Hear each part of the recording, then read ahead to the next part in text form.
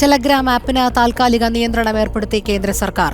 NEET UG പുനഃപരീക്ഷയുടെ പശ്ചാത്തലത്തിൽ national testing ഏജൻസിയുടെ ശുപാർശ പ്രകാരമാണ് നടപടി.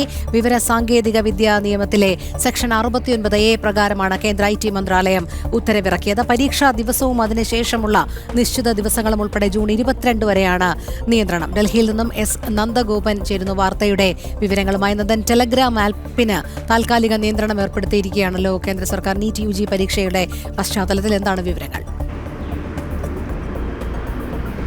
രോഹിണി, IT ആക്ട് 2000-ലെ 69ാമത്തെ വകുപ്പ് പ്രകാരമാണ് ഭാരതത്തിൽ ടെലിഗ്രാമിന് ചില നിയന്ത്രണങ്ങൾ കൊണ്ടുവരുവാൻ വേണ്ടിയുള്ള നിർദ്ദേശങ്ങൾ ഇപ്പോൾ കേന്ദ്ര സർക്കാർ നൽകിയിരിക്കുന്നത്.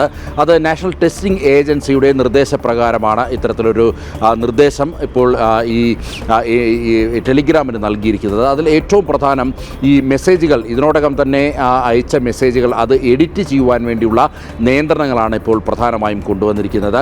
നേരത്തെ തന്നെ ഈ ടെലിഗ്രാം വഴിയുള്ള സന്ദേശങ്ങൾ അല്ലെങ്കിൽ ടെലിഗ്രാം വഴി ഇത്തരത്തിൽ വ്യാജമായി ചില പ്രചരണങ്ങൾ നടത്തിയിരുന്നു.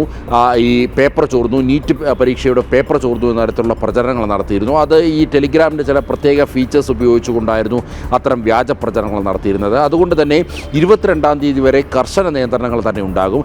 അതിനുശേഷം പരീക്ഷ നടത്തിപ്പിന് ശേഷം ഏതാണ്ട് ഈ മാസം 30 വരെ ഈ മെസ്സേജുകൾ, അയച്ച മെസ്സേജുകൾ എഡിറ്റ് ചെയ്യാൻ കഴിയില്ല എന്നുള്ള ഒരു നിയന്ത്രണം കൂടിയാണ് ഇപ്പോൾ കൊണ്ടുവന്നിരിക്കുന്നത്. പ്രധാനമായും ഇതൊരു ഈ പരീക്ഷാ ചോദ്യപേപ്പർ ചോർച്ചകൾ അല്ലെങ്കിൽ ചോർന്നു എന്ന തരത്തിലുള്ള വ്യാജ പ്രചരണങ്ങൾ തടയുന്നതിൻ്റെ ഭാഗമായാണ് NDAയുടെ നിർദ്ദേശപ്രകാരം കേന്ദ്ര IT മന്ത്രാലയം ഇത്തരത്തിലൊരു നിയന്ത്രണം കൊണ്ടുവരുവാൻ വേണ്ടി ഈ ടെലിഗ്രാം ആപ്പിനോട് നിർദ്ദേശിച്ചിരിക്കുന്നത്.